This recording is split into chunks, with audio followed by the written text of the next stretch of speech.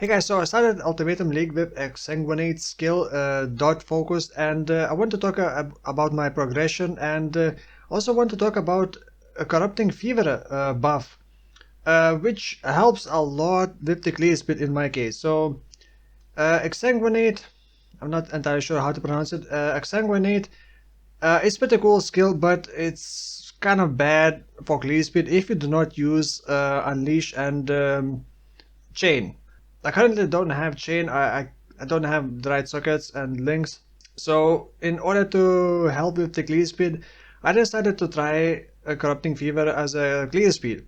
And Corrupting Fever stacks 10 times. It applies Corrupting Blood, but it's not a bleed anymore.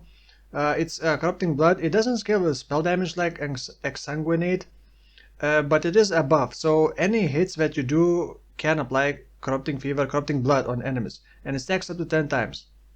So I thought, what skill has good clear speed with a single click and can hit multiple times? Well, Bollighting. Bollighting, you link it with greater multiple projectiles. I also linked it with Unleash and Life Tap. I'm gonna explain why. It can cover a wide area of the screen and hit many enemies, a lot more enemies than Exsanguinate with Unleash. And it also travels ahead, so you can kind of cast it and just run after it and hit enemies and they just die. And Bollighting hits, I believe, 6.67 times per second. It's gonna travel through enemy faster than over 1 second, so one Bollighting is not gonna apply maximum stacks. That's why I'm using Unleash.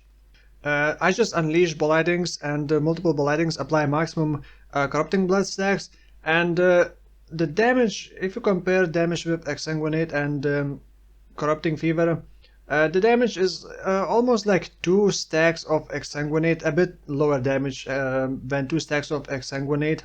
So for clear speed it's plenty, for clear speed it is plenty, and either way for single target you're still gonna want a bit more extra damage. If you're using Exsanguinate dot as a main skill, you're still gonna want something else to add more damage. So you can also use Stormbrand to apply extra stacks of Corrupting Blood. You just drop Stormbrand, it attaches to an enemy and continuously keep applying. But since it only has 1 second duration, well, actually it does refresh when you apply a new one. So that way you can easily continuously keep applying more stacks until you reach maximum.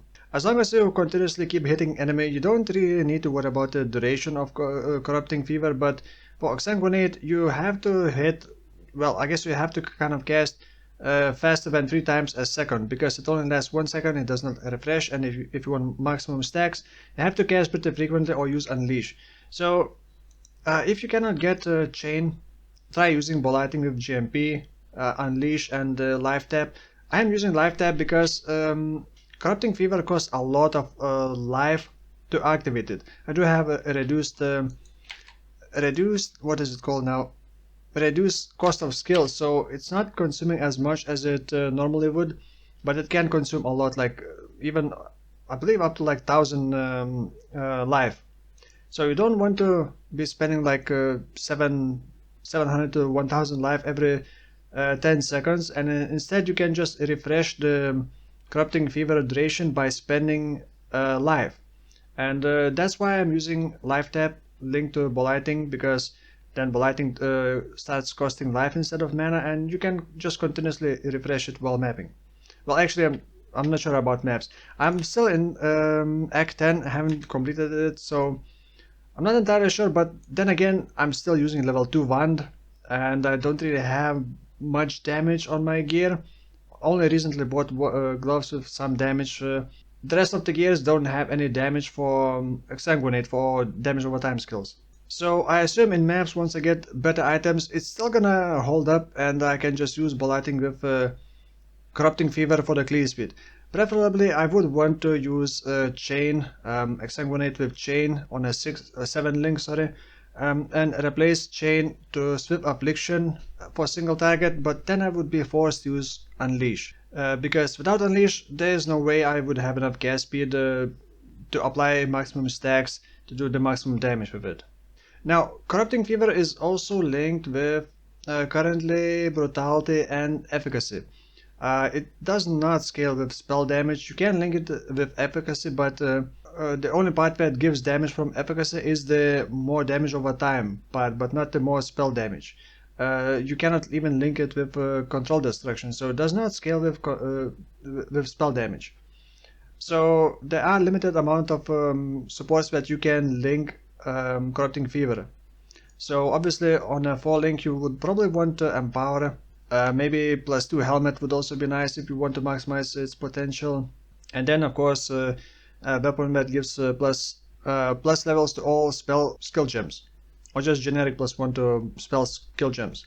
For that reason, Cold Iron Point can also be amazing weapon, but it costs like 40 years and the price keeps increasing. So I'm not sure if there's gonna be any better weapon than Cold Iron Point. Sadly, it doesn't have any cast speed or anything else other than +3 to physical skill gems. But it would be very hard to beat that weapon in terms of damage. Even if you got +2 weapon with physical damage over time multiplier, it would be difficult to beat it, and the price would be much higher than on Cold Iron Point. Now a bit about this build that I'm doing. I already did a video and my plan is pretty much the same. I decided to change the passive skill tree a bit, and I will be trying Pain Attunement with the Petrifying Blood. Right now I have Cap Block. The shield, I'm going to be changing shield into Shaper Shield with a recover percentage life when you block. Since I have such a high block chance for attacks and spell. But I'm a bit worried that I won't be able to use Life Last to recover my health from the... Well, if you know how Petrifying Blood works, the Life Last would only recover from 50 to 100%, but not from 0 to... Well, not from 1% to 50%. So the bottom half can only recover with the Regen, Leech, and some other recovery things like from Guardian, I assume. That's why I'm going with the Guardian to help with the life sustain, and once I get Guardian, then I will be pushing for the Pain Attunement and get Petrifying Blood. We'll see how that feels. I have my doubts. I mean, I'm gonna be running with like 3000 life only. Well, probably more. Maybe close to like 3500 in the end game. So I'm not sure how that's gonna feel, but it should help mitigate a lot of damage, and since I will be recovering life on block, I will be also recovering life from Guardian's Ascendancy. Where is it? From this, every 4 seconds you recover 20% of life over 1 second.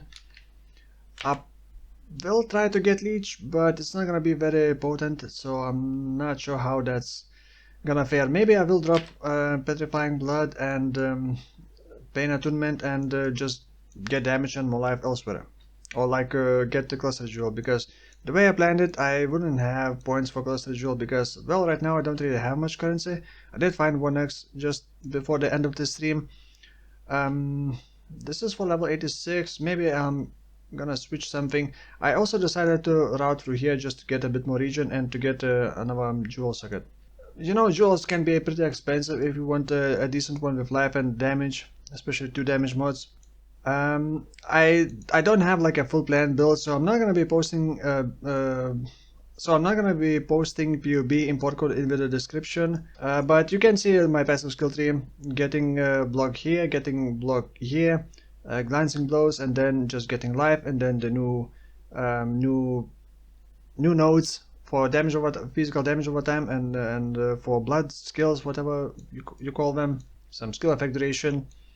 And for now it is working fine, and I have a feeling that this build is going to be pretty strong, and it does have high potential. On a 7 link, once I get better items, the damage is going to scale pretty high, I believe, so we'll see.